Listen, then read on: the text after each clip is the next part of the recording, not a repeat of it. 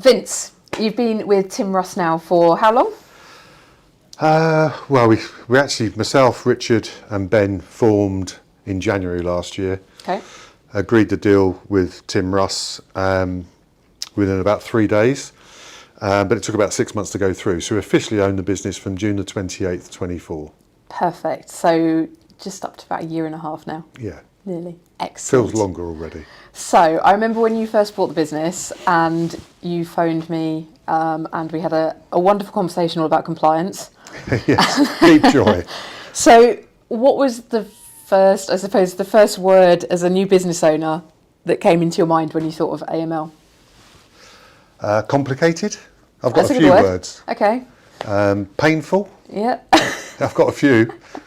No swear words? Not for this, no. So I suppose buying a business, that comes with a load of sort of lots and lots of compliance elements. But what was the sort of, I suppose, the biggest headache when it came to anti-money laundering? In the build up to buying the business, or once we owned it? I suppose once you owned it. So once we owned it, obviously I was getting to know all the teams, a great bunch, but it was just having that assurance that everyone was doing what they should be, in the way they should be doing it, when they should be doing it. And whilst I was quietly confident, I obviously didn't know for sure. No, then we started speaking literally at the time you were still going through with the purchase and you were looking at different options. So I suppose, why did you, obviously I met the team and we had a really great meeting with all the managers when you were sort of looking at options. What was the sort of the reason you decided, okay, smart compliance, that's the one for Tim Russ? A couple of reasons. It's a good system. Obviously I've known you for a long time, known Rob for a long time, Yep. and I thought the solution was straightforward. And I also think that it gives us access to a lot of very experienced people that have far more knowledge or about the whole subject of compliance and AML in particular than what I know. So it's great to be able to tap into that. Yeah, I think it's interesting. I've just had another colleague actually become ICA qualified today. Irony. Was that sort of, we've known each other, yes, and you've known Rob for a long time. But is that, I think initially you really liked that kind of extra support that you had with the ICA qualified team and the escalations team as a sort of a new MLRO. Yeah. You had that kind of... And people like Stephen support. Bootle, if I've pronounced it correctly, apologies if I haven't. Every time, and it doesn't happen often because the system's pretty slick, but when I do get a case which I'm not sure about, the fact that I can tap into someone like him, and he's helped out every single time, he's easy to get hold of, and I just find that really comforting, because whilst I've got a healthy understanding of AML, as you would expect, I don't profess to be an expert at it, so it's great to be able to speak to someone who is. Yeah, and okay, yeah, I get that. And as a business owner, so you're aware obviously our HMRC guarantee. What does that mean to you as a business owner? I guess the simple term is it's just peace of mind, because ultimately, as long as we've followed your process, we have got the security of that umbrella that, if something is proven to be fallen through the gaps, as long as we follow the process that you've outlined to us, then we know that the responsibility lies with you and not us. Hopefully that will never happen, but it does give us some comfort. Absolutely, yes. It does help you sleep at night a little bit, maybe. Yeah. And let's go down to the branches, because you've got multiple branches now, lots of staff. How has working with us kind of changed their day-to-day from what they were doing before working with us on an AML side of things?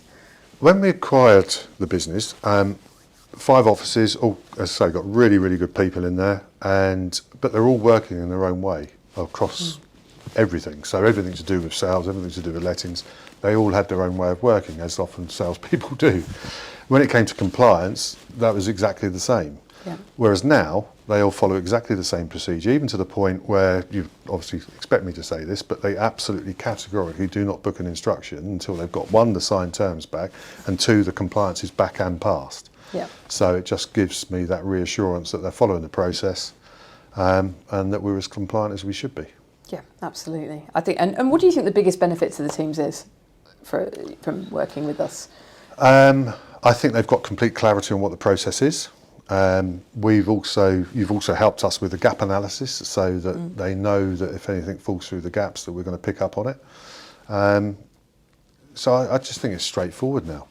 Whereas before, I wouldn't quite say it was the Wild West, that'd be an exaggeration, but some people were taking it seriously, some people not so much, whereas now they know that we all take it seriously and they know the ramifications if we don't.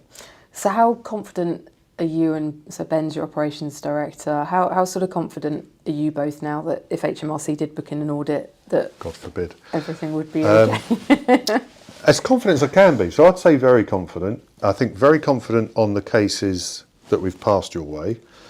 Just touching on that gap analysis again, when we started out at the beginning of the year, we very quickly realised actually there's a gap because we're confident with everything we've passed you, but for example, if we have, for round numbers, 50 instructions in the month, 50 sales in the month, you should have 100 leads. Yep. But what we suddenly realised is actually, have all 100 been passed to you? Now that you give us the data, and Ben's very good at actually going through and mining that data, if we've only passed 90 leads, to identify the 10 that are missing, and then we can mop those up and make sure the leads come across. So I'm as confident as you can be. And I think that's really good, having that data. So it's one thing, sort of being able to do internal audits, which take time, but actually the fact we provide you the data and say, right, these are all the ones we've had. You take a lot of the legwork out of it, and thankfully Ben's very good at stuff like that, so I leave that with him. But he's on it. Yeah, I definitely think the data is super important, even when it comes to AML. 100%. Having those little, just makes it so much quicker. Yeah. Just having those quick references. So, what surprised you the most about working with us? I suppose that's a good in comparison question. to your previous experiences. Honestly, absolutely nothing. And that might not be the answer you were hoping for or expecting, but to qualify that, as touched on earlier, we've worked on and off together for over 20 years. I started working with Rob the first time in the 90s. And, Rob in particular has, as you will well know, he's very good at finding solutions to challenges that crop up from time to time. Yep. So when it was a combination of you that I've obviously known for a long time and very well, and Rob, and the whole solution that you've put together, I was confident from the offset that it would be the solution that we wanted, and it's lived up to expectations. So nothing surprised me at all, because it's all as good as I hoped. And I think because you've had that experience working with Rob, you very much know we're a human people business, and that we are always on the end of the phone. Yeah. Whereas with some sort of tech solutions, you get chatbots and... Yeah, you're not quite sure who you're talking to. Well, one thing I say to everybody, and particularly when I was obviously with Tim Russ over the last 18 months, when we've been changing a few things as we inevitably had to do, when we choose a partner, it's not just about the solution, it's about the actual contacts and the people that we're in partnership with. It's an easy choice with yourself and Rob, and there's been other examples where it's thankfully people I've known haven't been around for a while, and you're picking the people as well. So, and it is knowing that they will get back to you, that they will be straight with you. Rob's brutally honest about what things can and can't do, and I love that about him. Yeah. He just doesn't spin you a yarn and make everything sound rosy or easy, and I just like that candour. So yeah, it works. Perfect. So if you had to sum smart compliance up in one word, what would it be? God, quality. I like that. Okay. Yeah, and just to elaborate, I think that's the system, the backup, the support, the people. The whole thing, for what is, for most estate agents, let's be honest, quite a painful subject, because we want to be spending more time about our marketing, promotion, winning business, getting the right people, coaching people. Compliance is not the first subject you wake up in the morning and think, oh goody, today I'm going to focus on compliance. But you take away a lot of the headaches. So I would say quality. And how did the staff find it? Obviously they moved into charging for anti-money laundering checks and ID checks. That was a big new thing for them. How did they bid into that? How did they cope with that kind of big change initially? I think first off, because there's been a number of changes over the last 18 months, and one thing we inherited was a group of individuals that are very experienced. As you know, it's a slightly older demographic than most estate agents.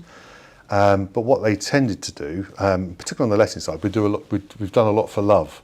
So they go above and beyond. And to a person, they still really care about the customer. So when you introduce things like this, where potentially the customer's obviously going to get a charge, initially it's like, oh God, can we do that? Feel uncomfortable with it. But when we explain the level of the service, why we charge, obviously, it's not adverse to having an income stream to a degree. I'm not shy of the fact we need to make a profit to have the sustainability of the business. So, they've all got on board with it. I think you explain the why and the logic, and the penny drops and they get on with it. Yeah, absolutely, absolutely. So if you were speaking to someone who was sat on the fence about working with us, what would your advice be to them? It's simple, really. Stop dithering. Stop dithering. They're going to struggle to find anyone that can, fix their challenge or their problem, whatever they like to call it, as well as you guys. And they can have an income stream as well. So I would say just get on with it. Yeah, fair. Thank you very much, Vince. Appreciate your time. Absolute pleasure. Cheers.